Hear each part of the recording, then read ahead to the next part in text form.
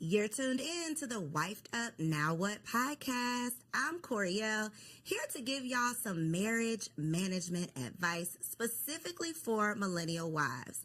Now, before I introduce my guest, let's just address the elephant in the room. I know that when you saw me pop up on the screen, the first thing you were thinking was, where's TK? Don't worry, TK is going to be here at the end of the episode, okay? So if you are here for our girl TK, stick around. She'll definitely be here for that. Wifey keeps it spicy, okay? Today's guests are two amazing wives who have some stories to share. Y'all know that we're all about learning the real behind these relationships because it is so easy to get caught up in the fantasy and this fairy tale idea of finding a husband and living happily ever after. And although you might be happy, the ever after part is probably not going to happen. And so today we're going to talk about the real inside of these relationships. And I have Precious and Angela in the building. Hey. Hi. So start by telling us how long you've been married. Well, I've been happily married for 10 and a half years. Come on, 10 and a half. Yes. Well, it's almost less than a half because our anniversary is in April. Okay. Yes. Okay, so 10 years. 11. Look, we're going to say 11. Rising okay. 11. Rising on the 11. Well, since we're going to raise up, I'll say 10 years because it'll be 10 years July 5th this year. So okay. I'll say 10. So we got some OGs in the building. OGs, we're going to start out. We're going to keep it light, okay? We're going to start out with a little this or that because this is going to be February episode, right? This month is all about love. So we're going to get into that. But I want to talk about like some old school R&B. I just want to see where y'all at, okay? Warm y'all up a little bit, okay? Let's go. So this or that, who do y'all prefer or who did y'all prefer, Mary J. or Mariah Carey? Mary J. Why did you make that face as if there was no other option? I mean, Mary J has the soul. She has the grit. You know, she's been through some things. I think that Mariah's been through some things more in the latter times. When she first came out, I felt but like... that's not what she was singing about. Yeah, it wasn't what she was singing about. And I mean, from a suburban girl, I just resonated with Mary J because I just was like, I ain't been through these things, but it's interesting, you know? So I think I was more mesmerized by Mary J. Okay. I think everyone can relate to Mary J because she's a little bit more around the way. Your homegirl, she's been through what you've been through and doesn't come across as, no, this can't happen to me. Right. I think Mariah does separate herself from, she's definitely not the around the way girl. Okay, I got it. Boys to Men or Drew Hill? Not two really deep sides. Well, you know what? For me, I'll say it depends on what mood I'm in because I enjoy both artists. They're both amazing artists, both amazing vocals. But if you, depending on what mood, that one's a tough one. Now, that one's a tough one. Flip a coin. I'm going to go with Drew Hill, though. See, Drew Hill is the basement parties, the sock hops. Drew Hill was us being fast, yeah. Yes, the sock hops, the dancing, all that. And then Boys to Men, I feel like I have to choose Boys to Men because, like, some of those songs will still bring me to tears today. They're more, like, iconic. Yes, and what band do every single person you relate to? Like, I love the deep voice. I love the high pitch. Like, Okay, so that was a good one. Okay, last but not least, Usher Confessions or Beyonce Lemonade? Beyonce. On the internet, it's Beyonce's internet. Beyonce. Is it? 100, or not two, okay. Is it Beyonce's internet, Angela? I'm going to defer and say, watch this. These are my confessions. Listen, I haven't been to the concert, so maybe. And see, that was a Tiny Desk one. I'm going to go ahead and say Usher. I am definitely in agreement with Usher. Yeah. I think that the album, now I put the album specifically because I think that it would have been hands down like Beyonce, but the Confessions album was so iconic. Priceless. Yeah, it's just like, how can you compete with that? I don't want to revoke my card because I just never really was like. I'm not saying it's anything against it. You're not familiar with it? I'm familiar, but I wasn't like one of those people that was playing it on repeat. Okay. Like, I don't know what era of my life. Every minute of every song. I don't know what era of my life I was in then, but college, freshman year. Yeah. Look, I know what you was doing. Freshman year of college, no. Okay, it's a no for you. Okay, Beyonce Lemonade. Okay. So just a little fun to warm y'all up. Now we're going to get into some reactions. It's a lot of craziness going on these internet streets, right? But one of the perspectives that we don't often hear is the wife's perspective. We are always talking about relationships with single people, which is cool. But I believe there's just a wisdom that comes with being a wife. And so I would love to get y'all's opinion on just one little crazy clip on this internet, okay? So the premise, there's a group of men, and they all have a balloon. A woman comes up, she introduces herself, talks a little bit, and the men pop a balloon if they're not interested in her. See. And then once the balloon pops, they ask the man, why are you not interested? Like, what was it about her? So this particular young lady, whatever she presented was obviously tied into this emotional baggage that she was still holding on to. Even based on that little clip, you could see how defensive she got with, you just into therapy, I'm good. People, we all need therapy. Let's say that. We do. But the part that stood out to me was, I don't care how you look. I can afford you. I got the money. But emotionally, I'm not dealing with that. Right. And I think so many women, so many single women, so many beautiful or successful single women these days think that their beauty or success is enough. But these men are starting to know and realize that they have worth, and they don't want to necessarily waste their time with the liability. So the wives' take on that clip, what do y'all think? You know what's funny? Something stood out to me differently. When he said, I can afford you financially, but not emotionally, I was turned off by that because you don't know, like that to me sounds more like transactional. I do believe that relationships require being willing to grow with someone, being able to have a conversation with someone, being able to tell her, find out more about her than, are you in therapy? Where are you at in your healing journey? Who hurt you might be the better question. And instead of just transaction being like, by the looks of it, I could afford you, but not emotionally, doesn't speak much to what he has to offer emotionally either. It seems like a little bit, I want you in a wrapped up package and ready to go. And I don't believe that sustainable marriages happen when people are, I'm 100%, everything is perfect, and just be able to afford my lifestyle. So that's what rang out to me. But yeah, you're right. We do need to realize that beauty is fleeting, as the good word says, right? So you can't just go with what your hair, nails, and your body. You've got to offer more. For me, that was a little bit different because I just experienced watching two single friends of mine who I introduced dating. The man came back to me and said, I can't do her emotionally. Oh, wow. And I had a very deep conversation with him about what does that mean? So I think, and his answer was from a male perspective, and it was, I can love you, compliment you until I am blue in the face. If you don't believe that, and if you don't believe what I'm sharing with you, there's emotionally, I can't carry the relationship for the both of us. Right. So for me, that statement took me back to that conversation that I recently had. And I think that was a strong statement. That was a real statement, because individuals, regardless if it's the man or the woman, if you're coming to a relationship broken, Right.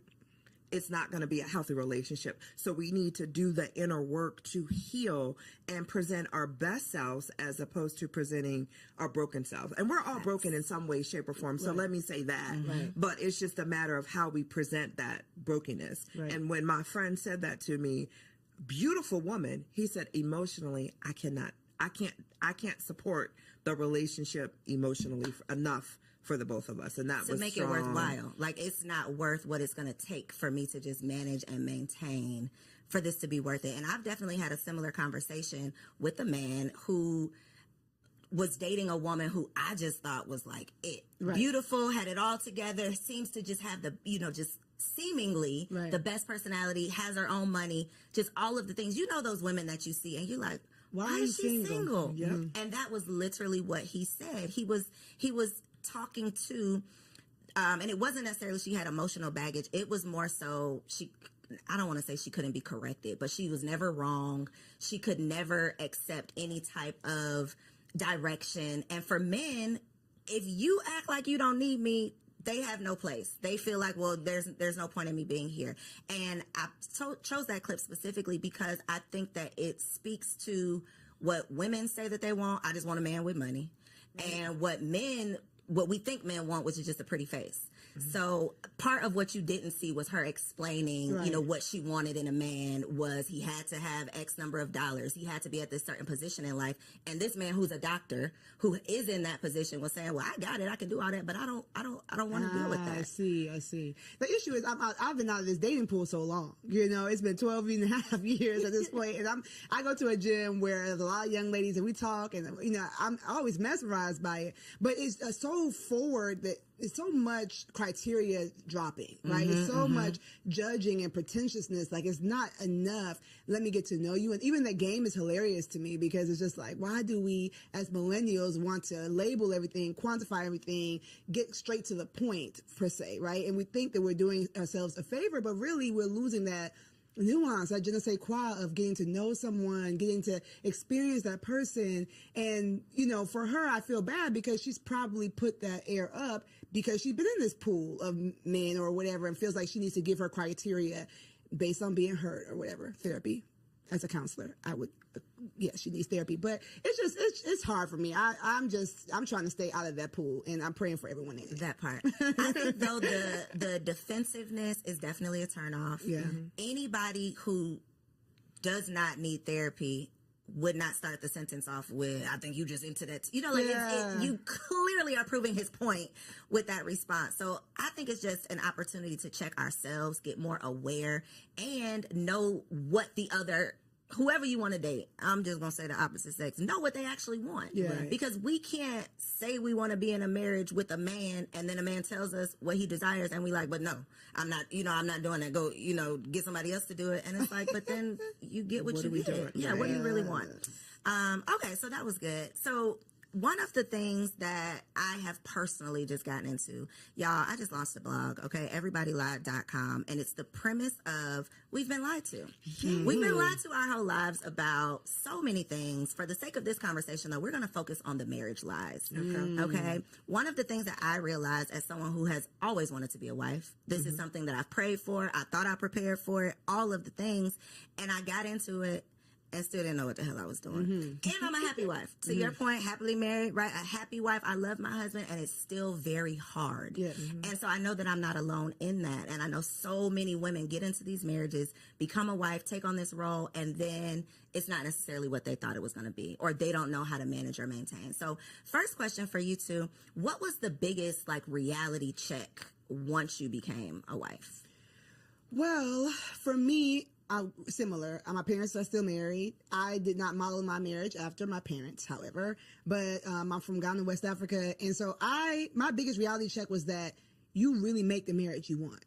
It doesn't have to come. It's not like I get married and I enter this thing and it's just going to be ready made. Like, no, you've got to make the marriage you want. You've got to create the boundaries you want. You know, a piece of advice that my wonderful mom told me is that don't start nothing you don't want to keep doing. And it is true, like the boundaries. Oh, give an example, Precious. Okay, so when I was young and married, before we had, my husband was a single dad, so I have the bonus family structure. He would wake up really, really early to go to work. And I'm like, I'm going to wake up and make him breakfast. Woo. So, 5 a.m., I woke up every morning and made him breakfast for work and helped him get his lunch together. So we because he's our first child after the first year, baby comes, and I'm like, I'm not getting up to make it. I might put your snacks out the night before. But my mom, when she heard I was doing it, she's like, I don't know if you want to do that for 30 years, and it's basically don't false advertise. So when we changed that system, I had to talk to him and say, I think I was ambitious. I think I was doing a little too much. I was doing too much. I still love you all the same. I'm going to show you love because his love language is acts of service. I'm going to show you love in other ways. Now that I think about that, I need to start going back to some of those things. But you make the marriage you want. And if you're open and do premarital counseling and do all the things about communicating, you have to communicate when that marriage that you built is not looking, the math isn't mathing. It's not looking the way you want. It's not just I walk into marriage and marriage happens to me. You've got that's to good. work. Not starting something that's not sustainable because baby. And then I'm going to let you answer. But one thing a point that you made that I want the people to take away from this is that was his love language, and you had to have a conversation about why it was shifting, because his natural thought would have been, she don't love me no more. Right, the baby came and she don't care about me. And now y'all bumping heads, and it was a simple, I'm tired now, I can't keep up with this. But if you don't communicate it, then it turns into, my wife don't want me no more. Exactly. And we know what that can turn into. A lot. So a lot of things that you don't want. So I love that you were able to recognize that and point that out. That's what she kind of took not two, but they're important because they translate from marriage to marriage. Communication is key, and learning your spouse's love language. Like, I didn't know anything about love languages prior to getting married. I love you, you love me. Okay, let's go together. Let's check that box and we go together. We boyfriend, girlfriend. However, when you're married and when you truly want to be able to communicate, when I sit down with my husband, I look at my husband. If I want to have an uncomfortable conversation, I always ask him, can I talk to my friend? I don't want to talk to my husband. I want to talk to my friend, because my husband is truly my best friend. And I talk to him. Sometimes I catch myself, and girl, he'll stop and he'll be like, I'm not your girlfriend. Like, stop it. So stop. I know I'm not, but I'm so comfortable. And we after, we've been married for 10, together for 12. I've been able to figure out how to communicate with him, not to him, but with him. We communicate amongst each other. And I think, in the beginning, because I was single for so long, he's like, why do you talk at me? And when he said that, I had to take a step back and really understand what he meant by that. So now it's like, hey, can I talk to my friend? So listen, I got the situation with my husband, and I'll explain whatever the situation is bothering me. How do you propose we fix it? And then he'll giggle, and he's like, so should I answer as your friend or your husband? So it's just finding relatable ways that's not going to make someone defensive, that's not going to make somebody automatically shut down and not listen, but finding creative ways to communicate. So I'm going to go back to, I love when we first started dating. Like, so let's talk how we talked when we were dating before we got married. And then I had to understand, what is your love language, and incorporate his love language into our communication to keep things easy. So again, it's just that communication and knowing how you want to be treated and how your spouse wants to be treated. And that is, and making your marriage your own to what Precious said. Like, no one has a blueprint, and you want your marriage. You want to enjoy your marriage. You want to be able to say, hey, I love it here. Yep. That should be it. I love it here. Yep. One thing that you said that I think is a big challenge, and it goes back to the clip with the you need therapy, the emotional immaturity, whatever, is I have to say it in a way that he doesn't get defensive. I want to flip that, though, because me and my husband have had some conversations, and I'm on the defense immediately. And it's part of me recognizing things you need to, areas you need to grow in, things you need to work on.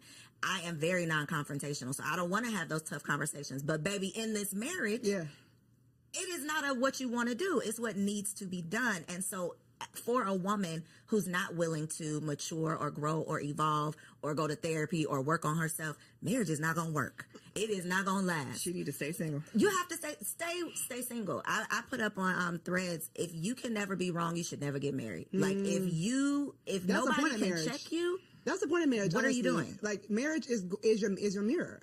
Marriage is motherhood too, if we're going to get to that. But marriage and motherhood are your mirror. Okay, alliteration. You're going to see yourself in the way you never saw yourself while single. Right? If you see yourself, it's going to be uncomfortable. It's going to be so uncomfortable. If you see yourself in your own eyes all the time, then, I would say get some really deep relationships, even with the opposite sex, even with your own gender, before you get married. Get people in your life that are going to challenge you.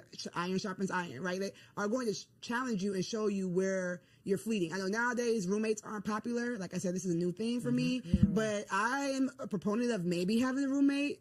It depends on your age. Somebody that's just going to show you, like, you do this and it's weird. Like, stop doing that. And if the first person who has a hard conversation like that is your husband, then he's going to be the enemy. Yep. Then it's you and it's not me, because nobody else has ever told me this. But you've never allowed anybody that close to you. And you need therapy before you get married. Okay, I know they say premarital counseling, but you need your own session so that you can work through your stuff before you bring that baggage into a marriage. How has your communication had to change within your marriage? because you said you've evolved into, I know how to approach the conversation now. What did the unevolved Angela look like with these conversations? The unevolved Angela looked like I was that female because I got married late in life. And when I say late, I was 44. Yeah, I was 44, right? I was already set in my ways. So as individuals, when you, and I was a single mom. So raising my son, for me, I was pretty much set in my ways. I knew how I wanted my day to look from start to finish, or how I would move throughout the day from start to finish.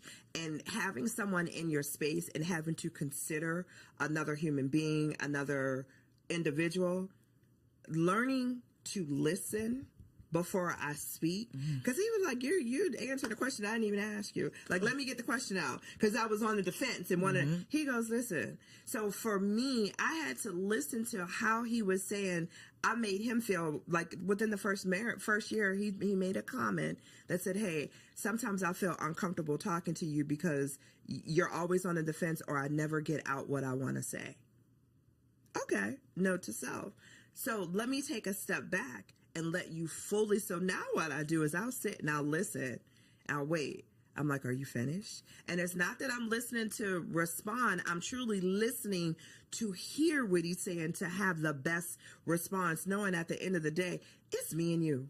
Like this isn't a competition. We're here to grow and evolve each other. So if you're telling me that I make you feel a certain way when you're talking to me, let me just listen first before I go to respond. And then that way you can feel comfortable with saying whatever it is that you want to say to me without me coming back at you. Well, you didn't do right. And it's not about me. It was his opportunity of telling me how I make him feel. So I don't respond back with, well, you do XYZ to me, or you do.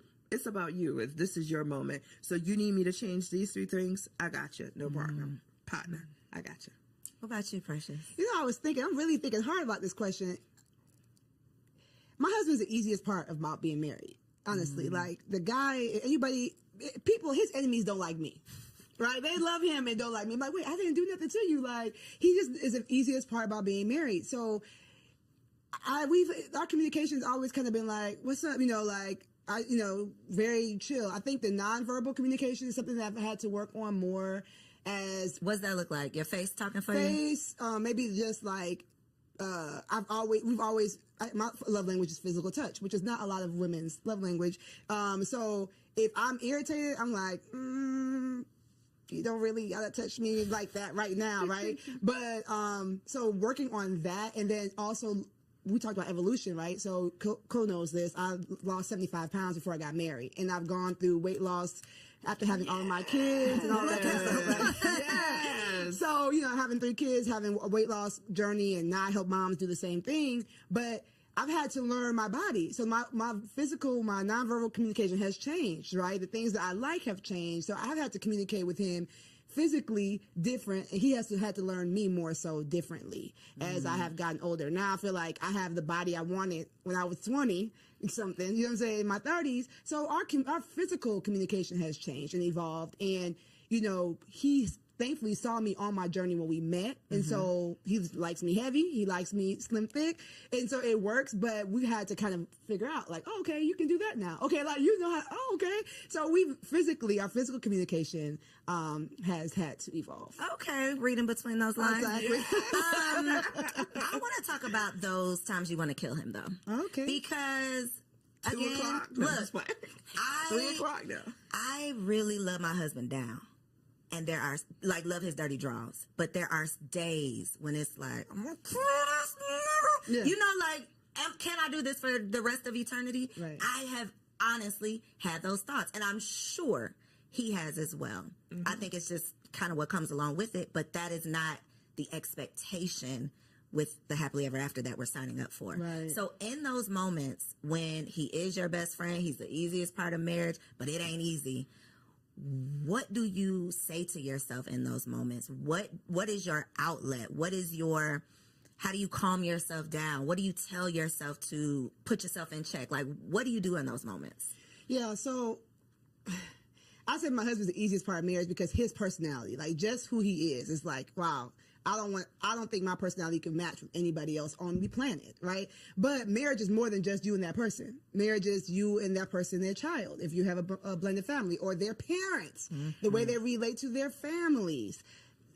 With however toxic their families are, that's something you need to evaluate before you get married. Like, all those things matter. And so, the days where I'm just like, I don't like how you handled that, or stick up for yourself, or go for more, or, you're so talented in this, I want you to, where you're like wanting to coach your own spouse and you have to let them be their own person.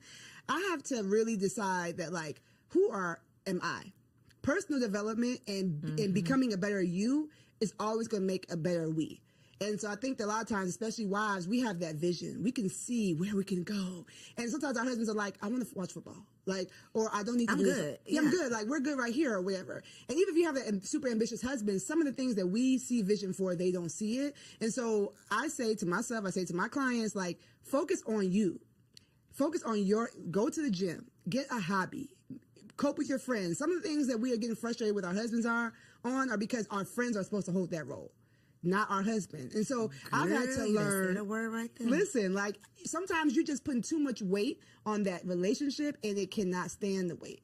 And so spiritually, I tap in with God, like, maybe, Lord, am I using him as an idol? I need to spend more time with you. Physically, I'm trying to be up all under him and I need to go find a friend. I might be having some anxiety. Let me go get a workout in. Let me go walk in, like, build me up physically, spiritually, emotionally, so that it takes off some of that pressure off of the relationship. That's good. Yeah. Ooh, I like that one.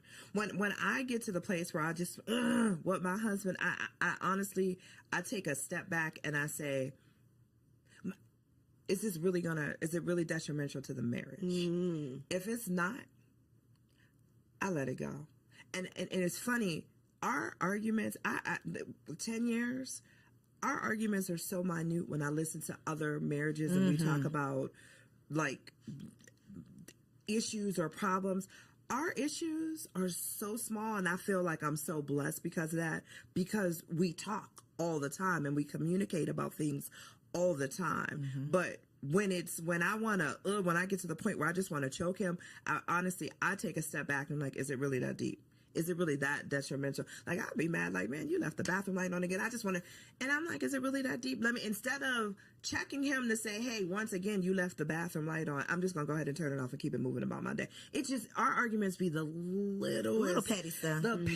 But those little petty things can add up. Yes. If the communication is not there. If you don't, if they're not communicated. So, like, our arguments are not, like, I just look at and even like our biggest arguments are, I take a step back. Is it really that detrimental to our marriage? And if the answer is no, I just let it go and keep it.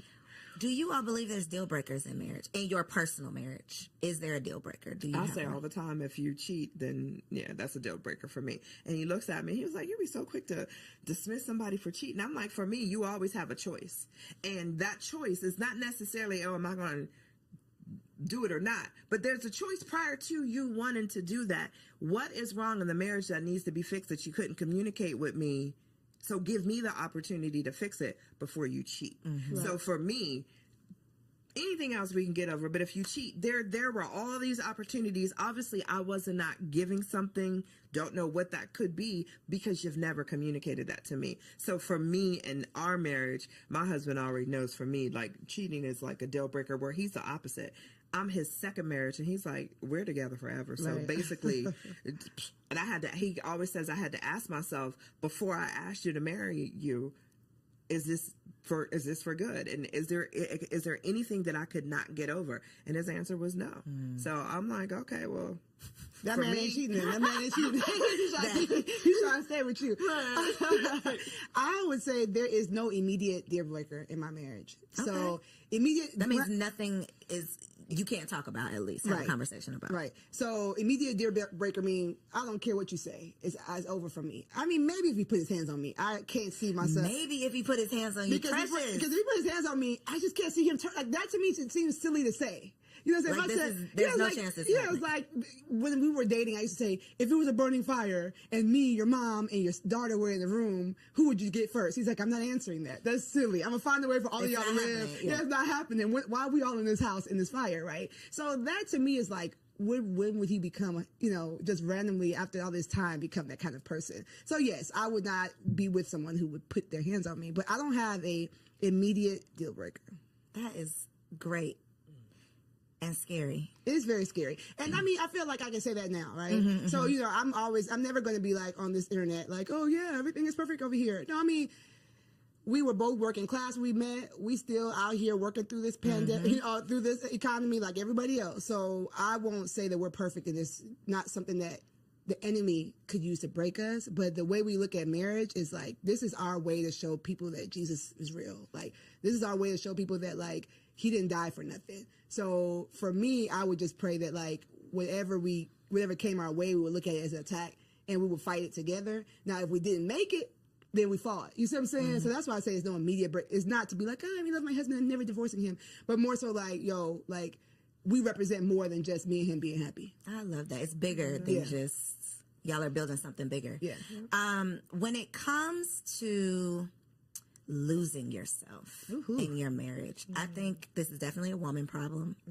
And I think it comes down to what you said, Precious, of a lot of women, when we find this man of our dreams, I would just speak for myself, not a lot of women, me.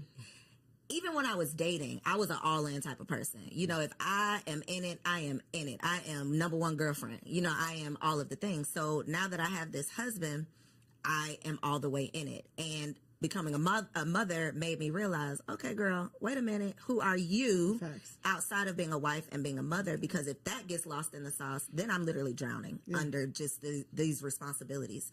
And so y'all being in the game 10 plus years, how have you managed to maintain your identity outside of being a wife? Especially when you have multiple businesses, lots of things going on. You have desires to be more than just a wife, but this is obviously a big responsibility. Go ahead. No. Okay. I think as a woman, you have to create and carve out that time for yourself. Yes. Period. Hands down. You need your girlfriend time. You need your alone time. You need your self-care time. As long as you are always making time for yourself, whether it's perfecting your craft, like Precious said, picking up a hobby, you have to 1,000%, just as much as being a wife, being a mom, we're all of that. Those are important. So is being myself. So when you have those days where, hey, guess what today? Y'all, I'm going to see you later because I'm going to go get my hair done. I'm going to get my nails done. I'm going to go to the spa. I'm going to relax. I'm going to go eat with my girlfriend. It's so important to make sure, not just the women, but the men too. It's just so important that you're taking that time for yourself and you're truly developing. You don't give up. I hear some people say, well, I gave up my dreams and aspirations because I'm a wife and a mom. What made you think you had to? Because the times are evolving. Yeah. There's things as nannies, like so much that people did not have access and finances to when our parents were coming up, or who we had as role models or marriages, role models in terms of marriages to model after. We didn't see that. We saw the wife staying home and being the wife and mom, and that was it. That's not where we're at today. And a big part of that is always making sure that we as women allot that time for ourselves and not feel guilty about it. Ooh, the guilt part. That part. There's nothing wrong with saying no because I'm taking time for me. Because if we're not good for all the other roles that we have, we can't be good for anything. So we got to be good to ourselves. You already know that she's speaking my language, right? So I heard you speak. One thing I want to affirm you, because I'm always going to do that, is that when you're a woman such as Co, and you're doing all these things as a single woman, society was going to tell you that it's not possible to have it all. It's not possible. So when you get into this beautiful marriage, it's like, okay, I got to work. I got to give everything I can to this because this is an anomaly. I'm an anomaly to be able to be this self-made, 6-figure, maven, right? And so that's a lie. Right? Everybody lies. See, that's a lie. That's a lie. You can have it all. You might not have it all at the same time, and you might not be the one to do it all, but you can. Okay. Thank you. So you're welcome. You're welcome. It's gonna be, we in the trenches. No hood like motherhood. So we're in the trenches. But to your point, when I teach the LIFT framework, which is my framework, one of the letters is the F, the freedom mindset. That fighting that guilt. And what you said about the T, taking your turn, I'm not gonna go into that, right? Like you take your turn, you do stuff for you, but you gotta start with the mindset of why do you think you need to be lost? How, if you lose yourself, will your husband have someone to love? Will your kids have someone to nurture? Like, getting better gives him a new woman to love, right? Every time I get better, every time I lose an inch, every time I get a new hobby, it's like, okay. It's spicing things up without him having to go find somebody else. You see what I'm saying? And so I think that we have it backwards where it's like, oh, I've got to martyr myself for the things I love. But no, you're giving them a diminished version of yourself. And so even if mom guilt or wife guilt, because I feel like I have more wife guilt than mom guilt, them kids will be all right. Yeah, them kids will be all right. Yep. I feel like y'all have each other. I birthed all y'all so y'all can have each other, go on and play, right? But sometimes I'm like, I'm at this thing, I could spend more time with my husband, or I'll bring him something home to eat. Like, I have more wife guilt than mom guilt, but I have to remind myself that, like, the things that I'm doing to make myself better, make me happier, make me more understanding, make me more energetic. You know what I'm saying? Like, go to the gym, sis. Take the time for you, like, because you're going to be a better version of you when you get there. And so losing yourself is normal. It's more normal. That's a lie, too. It's more normal than you think. You might be beating yourself up and saying, why? I can't believe I let myself go. I can't believe it. A lot of people are doing it. But they're not talking about it. But they're not. Which is the point of these conversations. Because when I see the perfectly curated homes,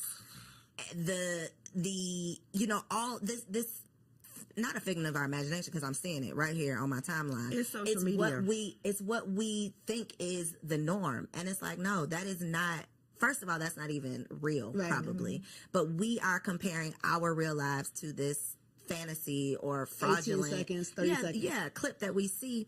And to your point, we think something's wrong with us when we get lost in the sauce. But I definitely, and we're talking about being wives, but when I became a mother, I think I felt it more. Because you have a physical part that's changed too. And it's like, I can't go nowhere. This baby is attached to my brain. Like, I am here. I can't, that life that I used to live, I'm literally a new person. Right. I'm literally living a new life, and it's never coming back. And that, I think, is a very tough grief. It's grieving your old life. I literally, that old self died, and now I'm this new woman, and I'm trying to figure it all out. And so conversations like this are so important so that we can normalize the struggle. Like, this, it's not happily ever after. It can be happy, but ever after to me means forever and ever and ever. You're just gonna be happy, and that's not the case. Exactly. I think to Precious's point, she made a statement earlier in regards to when you become a new mom, your friend circle is going to change. Yeah. You want to surround yourself around individuals who are walking the same path you are. You're a new mom, and I'm not saying you're a new mom today, but as a new mom, you're not hanging with the girls that always want to go to the club, because that's not you anymore. So as you develop as a woman, and as we evolve as women, our circles change. Our circle of influence change. I wouldn't ask a single girlfriend who knows nothing about being a parent to watch my child for me. But guess what? I'm going to have a whole nother set of girlfriends who are parents, who understand the struggles of being a mom and being a parent and having someone attached to you, or always having to be mindful of another individual. So we just need to, instead of not having the conversations, and I'm so thankful that you have this platform for individuals, for women to know, it's all a lie. Like, you evolve and grow, and as you grow, your circle's going to grow, and as a woman, we're going to grow, and that's the evolution part of that. Yeah, but even to that point, I feel like some of those single friends are just real important too. Those are the TTs, right? I think the village has evolved. It's not going to always be the grandmas, because some of these new grandmas, these grandmas is out in the these streets. new grandmas are out in the streets, right? So I agree with her saying, like, get those sisters that can, that's why I created my brand. That's why I created what I do, because we need to have a tribe, right? But then don't forget about some of the people who might not be in the same zone, because they're going to be the ones to take the kids to do the fun things you don't feel like doing. So what about friends for your marriage? Because that is another, like, revelation. I done had so many revelations. That is one of them, of, like, it takes a village to raise a kid, but I think it takes a village to have a healthy, happy marriage as well. True. Absolutely. Especially in terms of not necessarily like leaving your single friends in the dust, but I do believe there is a value and a benefit to having other married couple friends. Absolutely. Because when you come across some of this craziness, I gotta have somebody who I can relate to. True. So what has been the value, or have y'all seen any value or benefit of having those like marriage friends, or do you? Absolutely. We always joke, if I like the wife and he likes the husband, we go together. Like, that's it. Like, once you find that, that is gold. And then, unfortunately, we've had some times where he loves the husband. Like, I'm like, sorry, y'all got to break up. Y'all got to break up because I'm not coming. I'm not coming. I can't do it. Thankfully, I'm an extrovert, so I'll bear with them once a quarter. But it ain't finna be no regular. It's not going to be. So, yes, I find it very important. We're members of a church. We were in ministry for a long time. So, a lot of that was ready-made for us. So you had a built-in. We had a built-in community now when we changed churches, and it was like hard. We were like in the first place, like, well, you got to make new friends at this age. But yes, I do find it very important, especially for husbands. I know that we're talking to wives, but like, I think that women talk about their marriage more than men talk about their marriages. For sure. And so I know that I can say my husband's so amazing because he can see like what his married friends are talking about. Like they kind of can see like, he's like, dang, Precious is boisterous, but she ain't like that. Girl, they be making me look good. I'm like, as long as thank you, girl. You keep cutting up. Yeah, keep cutting up on there. Right. So I think it's very important. And for women too, like you just see something that like, oh, I'm glad. My man, he got to deal with that. Yeah, like we got to, we all right, you know what I'm saying? Like we might not be in a mansion, but he be at home. I think it's important. I think 1,000% important. I have an equal balance of both single friends and married friends, but for us, we enjoy hanging out with our married friends more because it's just more conversation that I relate to, and it's and for both of us, and it's just super important because I think healthy marriages feed healthy marriages, and you also want to have a safe spot where if there's an issue within your marriage and you're looking for advice from other married couples, then it's good, not necessarily advice. Let's say that, because I always tell people be cautious of who you take advice from. But just just hearing that you're not the only couple that has gone through or will go through what it is that you're going through. So okay. You like put a pin in notes because I subscribe, and I think a lot of us subscribe to keep people out your business, right? Disagree. So this is where I'm going, because that is not necessarily the healthiest mindset or way of being if you truly do need an outlet. You truly do need a sounding board. So where do you draw the line? It's very gray of, I don't want y'all in my marital business, but I do need a friend. I do need support. I do need some advice or some help or whatever, and I don't want to be over here alone, because that's how I ended up, staying in an abusive relationship for too long. I wasn't talking to my friends. I wasn't telling anybody my business. I was trying to keep it all to myself. So God forbid anyone finds themselves in a situation like that and don't want to share, because we've been preaching, keep people out your business. Right. So what's your stance on that? I talk. Me too. I like, if you're my friend and you're our friend, you want what's best for us as a couple, I'm going to talk. I will pick up the phone in a minute and call my husband's best friend and say, let me tell you about your boy. Or I will pick up the phone and call his wife and be like, hey, I'm going to share this with you. Do you experience this? Maybe you can whisper it to him. So I talk. If there's an issue and it feels something that you want, that I feel that I need to get off my chest, I'm going to talk. I don't sugarcoat nothing. I don't hold nothing back. And sometimes if I need to be checked, I look for my friends to check me. Am I wrong? Or tell me and that's how, and I have a girlfriend that I go to, and anytime I start the conversation, okay, I need you. Am I wrong? She's like, hold on, let me get my coffee. But so you want those friends where you want to know that you're talking in a safe space, and you're talking and you're going to get great feedback back. So but I don't listen, hey, no one's perfect. What about family though? No. Is it only friends? Except for my sister. My sister's my best friend. So, but even with her, some things I feel like if it's going to change the level of advice she gives me in the future, I don't tell her. Explain that. So sometimes there's something that you might be going through that's a recurring thing, right? And you feel like if I say this recurring thing to this person, it might shift the way they advise me moving forward. So I need somebody who's really clearly, like, me and her are 13 months apart. Like, my drawers are dirty, she's like, girl, but that's, it's just a stain. You know what I'm saying? Right. So she'll tell me I'm wrong, don't get me wrong, but some things it's like, okay, I'm I don't need to I'm hear done that with right this now. recurring thing Yeah. that you know. So I think for me, I do talk. As you can see, I do talk, but we've already used wisdom in the circle. Like but he knows the 3 people on told. It's not gonna be this random friend I met at work and it's like we're best Now friends. she in your business. Yeah, no, Right. it's like he knows, and then he gonna know if her husband texts him. It's like, oh dang, she didn't tell. What's the call? Hold on. Right? Like, and the same thing. I'd be like, I don't know what's going on the phone upstairs, but they're talking longer than normal. Are you okay? You know, to my friends. So it's just like, you can't come stay here, so let's talk because what's going on with Because y'all have to work that out. Yeah, y'all gotta work that out. So we have a standard on the people that we trust, and then I have working and continue to work on that. I speak of him the way I would want him to hear me speak of him. So if I'm telling somebody something, if I haven't talked to him about it yet, I want, if he overheard me, it wouldn't be like, dang, like, so you just calling me low down and no good. Like, you know, like I I respect my husband when he's there, when he's not. And I don't speak to people who are going to be like, yeah.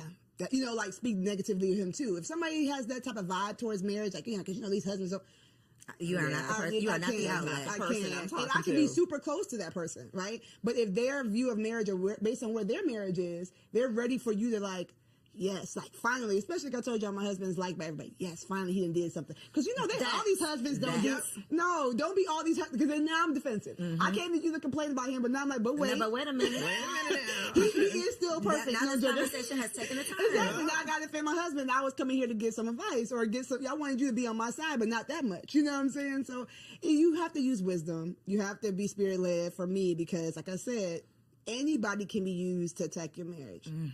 And so if you want to work it out, that's where I think the whole don't talk to people is. If you know you want to work it out or you know that there's something that might be somebody else might consider a deal breaker, go to the right person that's not going to come and be used to draw a wedge between you and your husband. I don't think it's family though.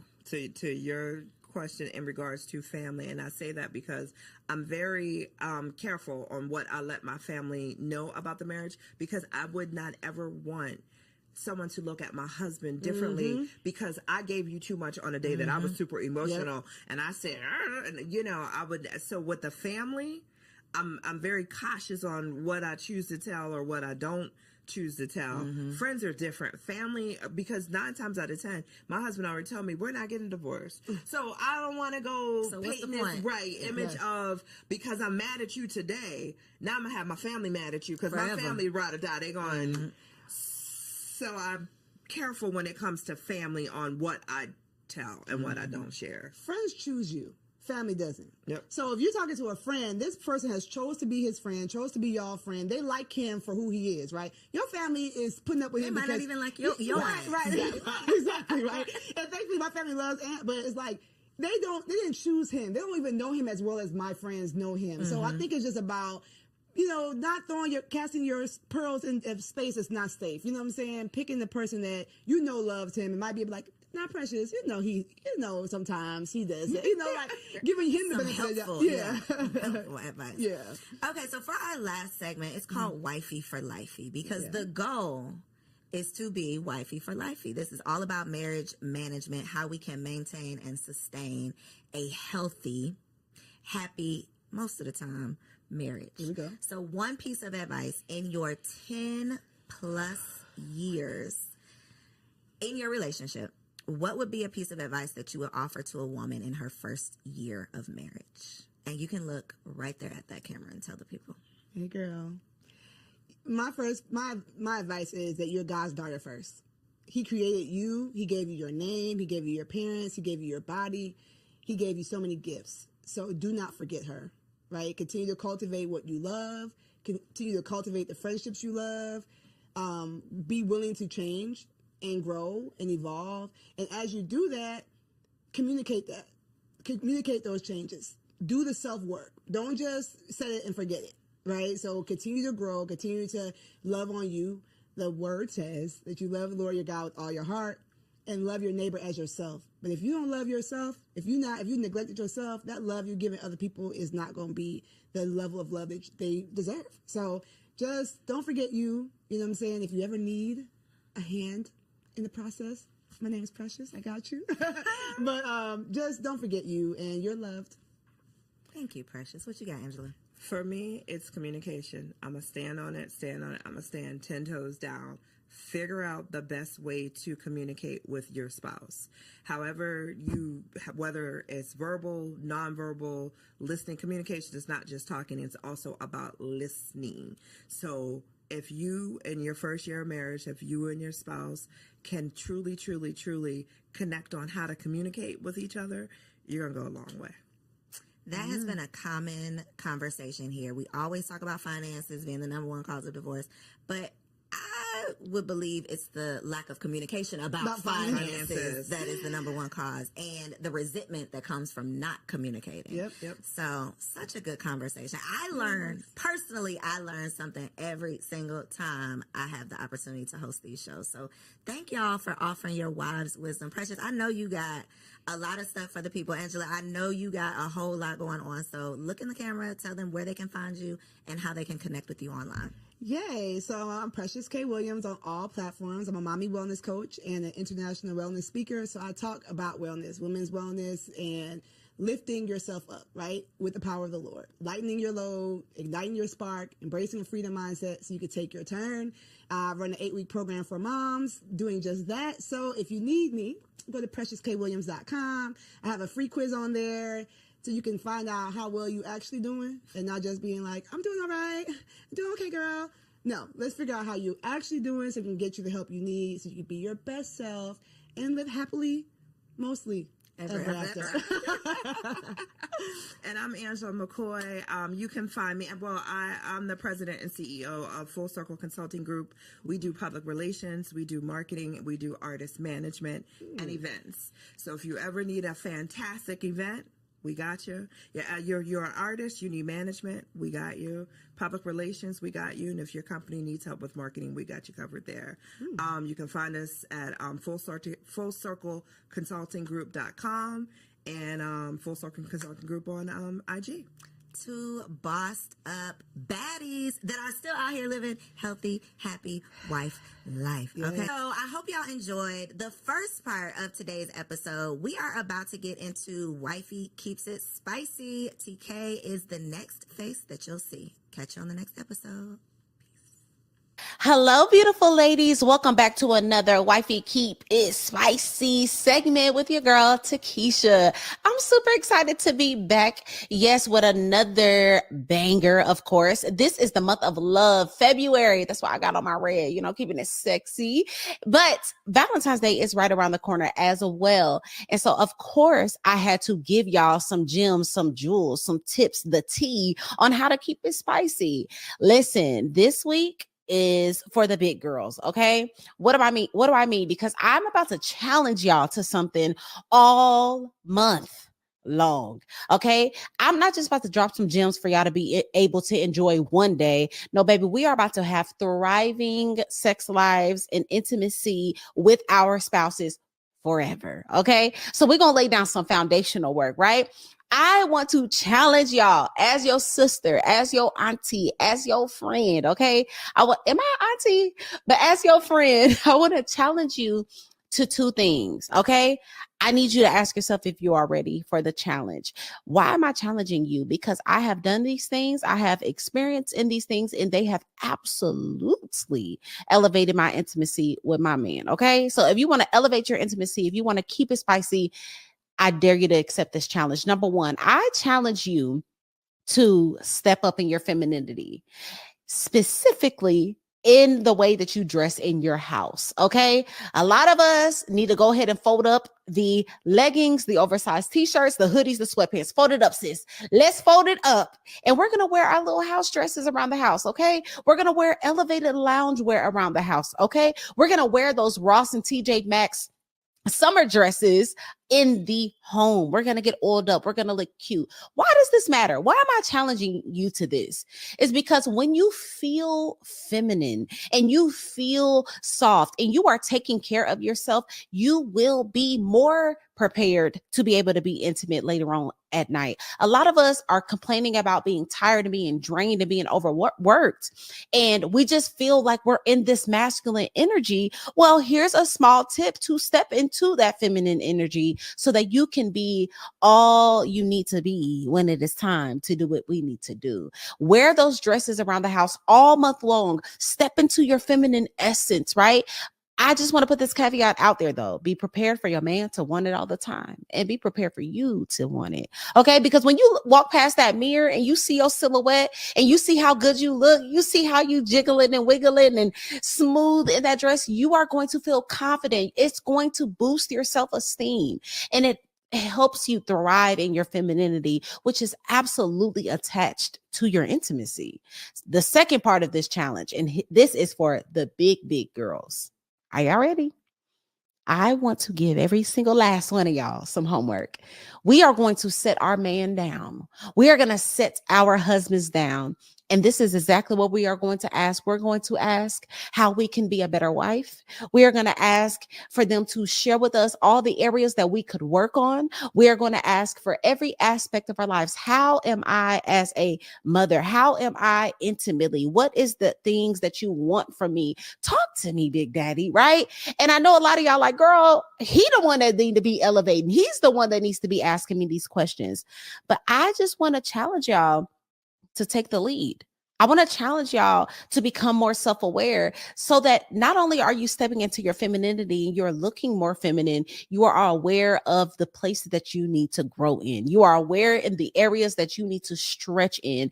And therefore, overall, just allowing a space for a phenomenal place of intimacy to thrive. A lot of us think we're doing excellent and we just might not be. And that is okay. It is better to have your feelings hurt a little bit and become fully self-aware than to operate in full delusion and just be suffering. We don't want that. We're not building up a culture of women who think it's all about them. So this month we are challenging ourselves to be big girls. We're challenging ourselves not only to know how to be fire in the bedroom, throw it back, do all these tricks, but we're going to be phenomenal women. And so this is what's going to set up for the long-lasting, mind-blowing sex that we all want.